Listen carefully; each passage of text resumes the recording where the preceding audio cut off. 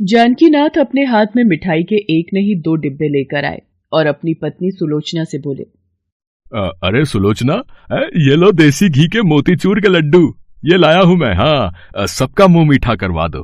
आज मैं सचमुच बहुत खुश हूं।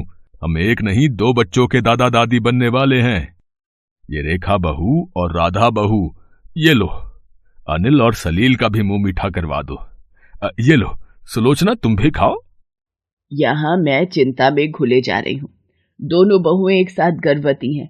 अब खर्चा और बढ़ जाएगा और इन्हें देसी घी के लड्डू खिलाने की पड़ी है। एक ही डिब्बा खरीद लाते, 2 डिब्बों पर पैसे खर्च करने की क्या जरूरत थी। लाओ दूसरा डिब्बा इधर दो, उसे खोलने की जरूरत नहीं है, मैं फ्रिज में रख देती हूँ। अभी इन दोनों के मायके से कोई बधाई देने आएगा तब खोल लेंगे। देखा भाभी, माँ जी की कंजूसी भरी बातें शुरू हो गई। अब पता नहीं 9 महीने तक ये हमारा क्या हाल करेंगे। चिंता मत करो, सब ठीक होगा। आओ तुम और मैं मिलकर चाय पीते हैं। कल अनिल बाजार से आते हुए अचारी मठरी लाए थे, वो खाते हैं। अरे मठरी का डिब्बा यहीं तो रखा था, कहाँ गया? माँ जी, रसोई में मठरी का डिब्बा रखा था, कहीं दिखाई नहीं दे रहा। कौन सी मठरी? वो अचारी मठरी? वो मैंने संभाल कर रख दी है। अब कोई मेहमान आ जाए तो नाश्ते के सामान के लिए दुकानों पर भागते रहो। 1-2 चीजें तो रखी होनी चाहिए ना। माँ जी, भाभी का मठरी खाने का ही तो मन था, तभी तो उन्होंने चाय बनवाई थी। अच्छा ये बात है, अब मैं तुम्हारे मन थोड़े ही मारूंगी। रुको, मैं मठरी का डिब्बा लाती हूँ। ये लो रेखा बहू, आधी मठरी तुम्हारी और ये आधी मठरी राधा बहू तुम खा लो। अब ये ना कहना तुम्हारी सास कंजूस है, तुम्हारा मन मारती है। तो इसमें कौन सा झूठ है, आप तो हो ही कंजूस मक्खी चूस। राधा धीरे बोल, माँ जी सुन लेंगी। क्या कहा तुमने? मैंने कुछ मक्खी अक्षर सुना।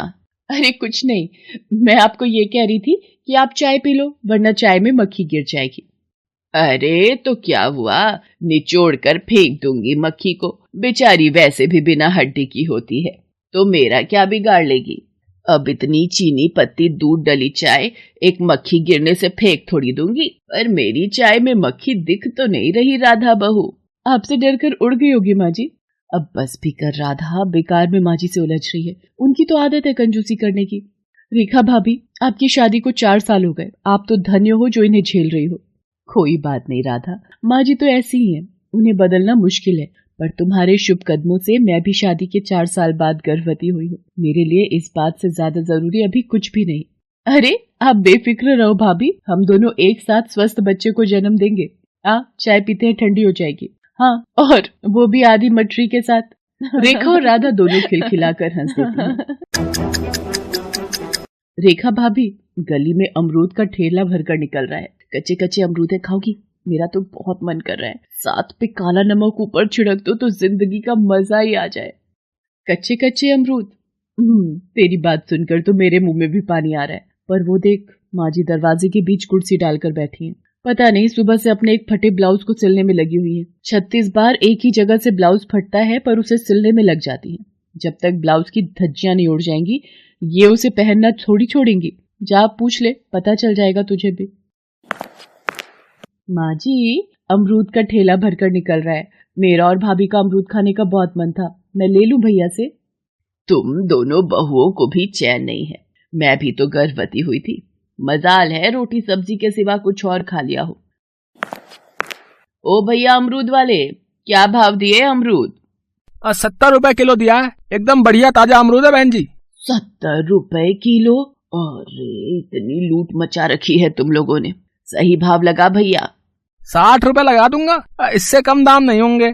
अच्छा एक काम कर, ये छोटे छोटे 2 अमरूद देख कितने हुए? 15 रुपए के बनेंगे। ये वाला रहने दे, ठीक नहीं लग रहा, ये एक ही तोल दे। ये 8 रुपए का बैठा है। अरे कैसे 8 रुपए का? ये ले 7 रुपए 50 पैसे, ला इधर दे अमरूद।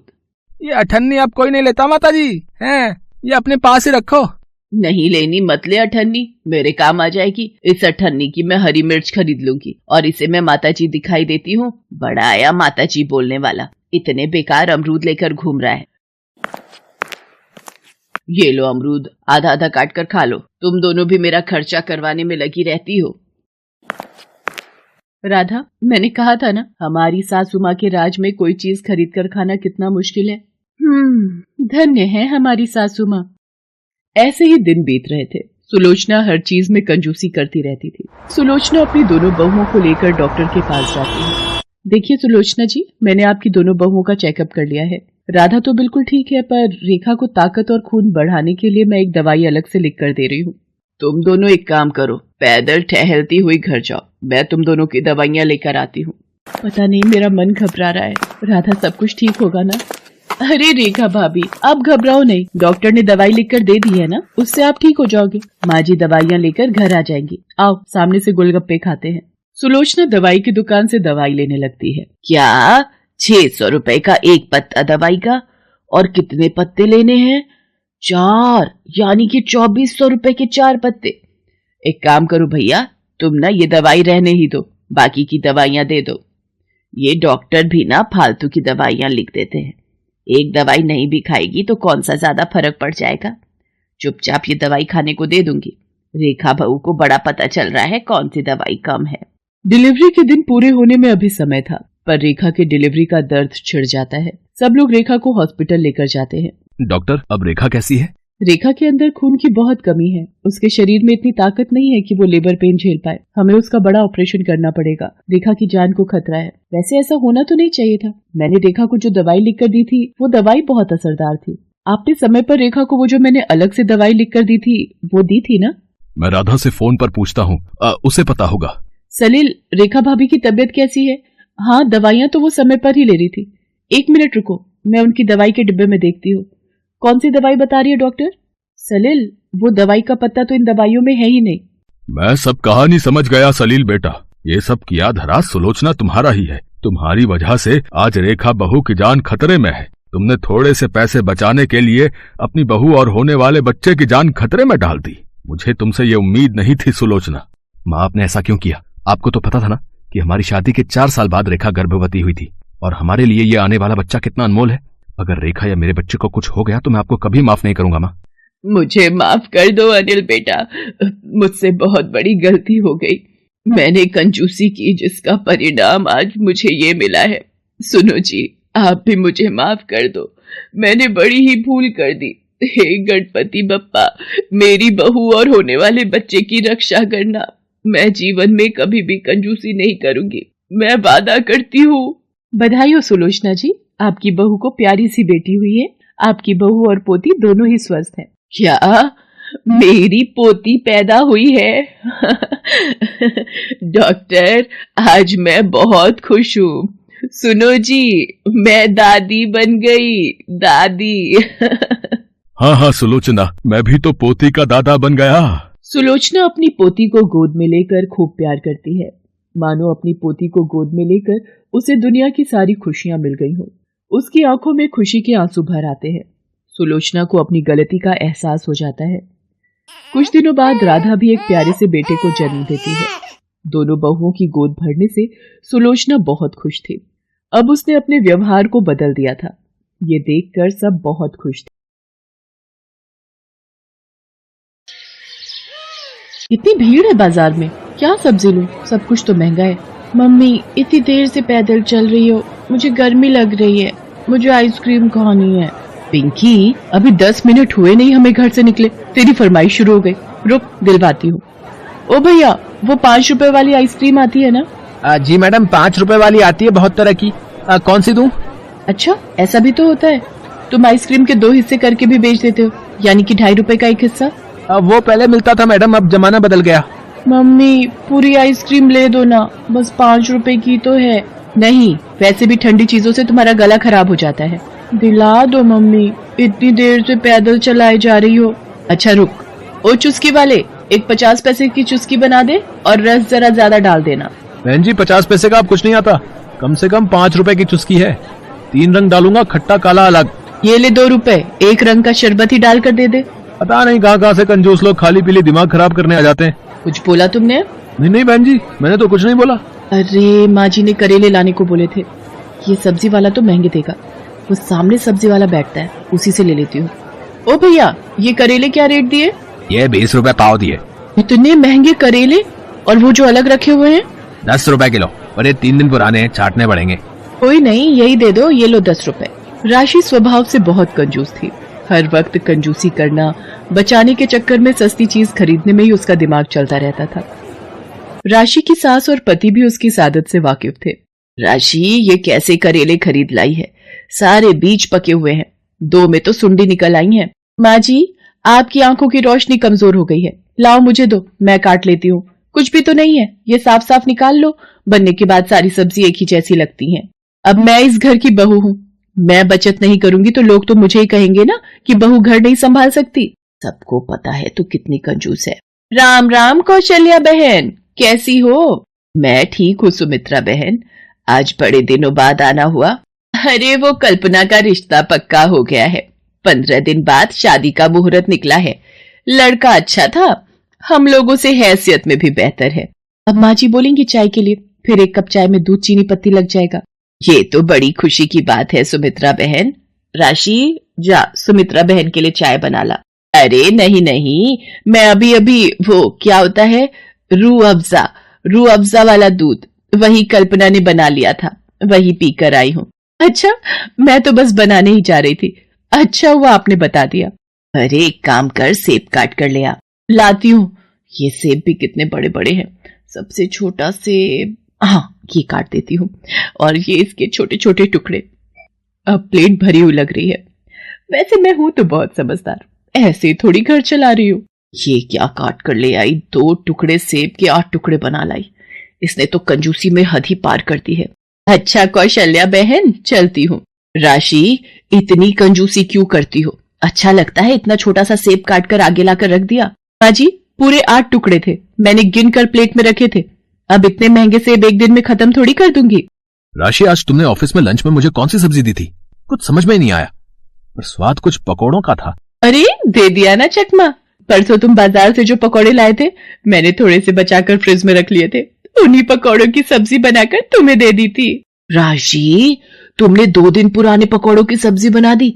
पता है बासी चीजें कितना नुकसान करती हैं। माँ जी, सब कहने की बातें हैं, अगर ऐसे ही चीजें फेंकती रही तो बचत कैसे करूंगी?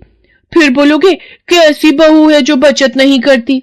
मम्मी, मेरे सारे स्केच कलर्स खत्म हो गए, देखो इनमें से एक भी नहीं चल रहा। कोई खत्म नहीं हुए हैं, अभी 6 महीने पहले ही तो दिलवाए थे। लाओ इधर मुझे, तो अभी सारे कलर्स चलने लगेंगे। मम्मी ये क्या कर रही हो, स्केच पानी में क्यों भर रही हो? अरे तू बस देखती जा जान, मैं तेरे बराबर की थी ना, ऐसे ही स्केच पेन में पानी भरकर 2 साल चला लेती थी। ये देख चलने लगे। पता नहीं क्या कर दिया, नए नहीं दिलवा सकती थी। नए लेने जाओ तो पता है कितने महंगे हैं, फालतू के 50 रुपए लग जाते। वैसे मैंने सही किया, 50 रुपए बचा लिए। कंजूसी के मामले में तो बड़े बड़े कंजूसों को पीछे छोड़ दिया है इस राशि ने। राशि हर चीज में कंजूसी करती थी, ये बात उसकी कामवाली भी जानती थी। ऐसे ही एक सुबह, ये ले साबुन और टुकड़े बना ले। राशि भाभी, इस बार छोटे टुकड़ों की जगह बड़े बना दूं, साबुन के छोटे टुकड़े हाथ से फिसलते रहते हैं। साबुन के टुकड़ों के साथ साथ अब तेरी जबान भी फिसलने लगी है। छोटे टुकड़ों से ही बर्तन कर, और एक टुकड़ा 1 हफ्ता चलना चाहिए। कितनी कंजूस है ये राशि भाभी, इनसे अच्छी तो माता जी हैं। क्या बुड़बुड़ा रही है? कुछ नहीं, मैं तो ऐसे ही गाना गुनगुना रही हूँ। गाने ना बाद में गुनगुनाना, पहले काम निपटा ले। राशि भाभी, नया वाइपर कब लाओगे? ये छोटी सी झाड़ू से बाथरूम सूखता नहीं है, झाड़ू लगा जा, सूख जाएगा। काम वाली बाथरूम धोकर चली जाती है, तभी राशि नहाने जाने लगती है। बाथरूम में फिसलन थी। अचानक राशि का पैर फिसल जाता है और वो गिर जाती है। उसकी आवाज सुन सुमित दौड़ता हुआ आता है। राशि, अरे तुम फिसल कैसे गई? वो बाथरूम गीला था और पानी पर पैर फिसल गया। उठो, आराम से आओ, बेड पर लेटो। मेरी कमर में दर्द हो रहा है सुमित। इतनी बार मैंने और काम वाली ने बोला एक वाइपर ही तो खरीदना था, पर तुम सुनती कहाँ हो बहू। सुमित, डॉक्टर साहब कितनी देर में आ रहे हैं? मैंने फोन कर दिया है, बस आते ही होंगे। घबराने की कोई बात नहीं, मैंने चेक कर लिया है, बचाव हो गया, वरना रीढ़ की हड्डी में भी गहरी चोट आ सकती थी। मैं कुछ दवाइयां लिख कर दे रहा हूँ, जिससे सूजन उतर जाएगी और दर्द में भी आराम मिलेगा। अब तू 1-2 दिन आराम कर, घर का काम मैं देख लूंगी। माँ जी, अगर मैं नया वाइपर खरीद लेती तो आज ये सब ना होता। थोड़े पैसे बचाने के चक्कर में इतने पैसे डॉक्टर को दे दिए। अरे पागल, रोने क्यों लगी? गलती इंसान से ही होती है बेटा, और 1-2 दिन में तू बिल्कुल ठीक हो जाएगी। राशि 2 दिन आराम करती है तो उसकी तबीयत ठीक हो जाती है। शाम के वक्त, माँ जी आपका मेकअप करके जूड़ा बना दूंगी, ये बिंदी के कुछ पत्ते लाई थी आप साड़ी के साथ। कौशल्या बहन कहाँ हो, क्या हुआ? सुमित्रा बहन तुम इतनी घबराई हुई क्यों हो? कल्पना के ब्राइडल मेकअप के लिए एक ब्यूटी पार्लर में बात की हुई थी। कल्पना दूसरे कामों में व्यस्त थी, मैं एडवांस देना भूल गई। पार्लर वाली कहीं और बुक हो गई। आज साए भी बड़े हैं, कोई पार्लर खाली नहीं है, सब बुक हैं। सब कुछ गलत हो जाएगा। हाँ, ये तो बहुत बड़ी समस्या हो गई। आंटी जी रोना बंद कीजिए, कुछ गलत नहीं होगा। माँ जी आप तो जानती हैं शादी से पहले मैं एक प्रोफेशनल मेकअप आर्टिस्ट रह चुकी हूँ। मेरे पास ब्राइडल मेकअप की सारी चीजें हैं, मैं कल्पना को तैयार करूंगी। अरे हाँ, मैं तो भूल ही गई थी। राशि तुम तो शादी से पहले ब्यूटी पार्लर का काम करती थी, तुमने मेरी मुश्किल आसान कर दी बेटा। भगवान तुम्हारे जैसी बहू सब घर में दे। राशि कल्पना को बहुत ही सुंदर दुल्हन के रूप में तैयार करती है। सब लोग कल्पना के मेकअप और हेयर स्टाइल की बहुत तारीफ करते हैं। मुझे नहीं पता था मेरी वाइफ इतनी स्मार्ट है। आखिर बहू किसकी है? मेरी मम्मी सबसे बेस्ट मम्मी है। हेलो दोस्तों, कैसे हैं आप सब? हमारी कहानियाँ देखने के लिए हमारे चैनल को सब्सक्राइब कीजिए और हाँ, बेल आइकॉन पर क्लिक करना मत भूलिएगा।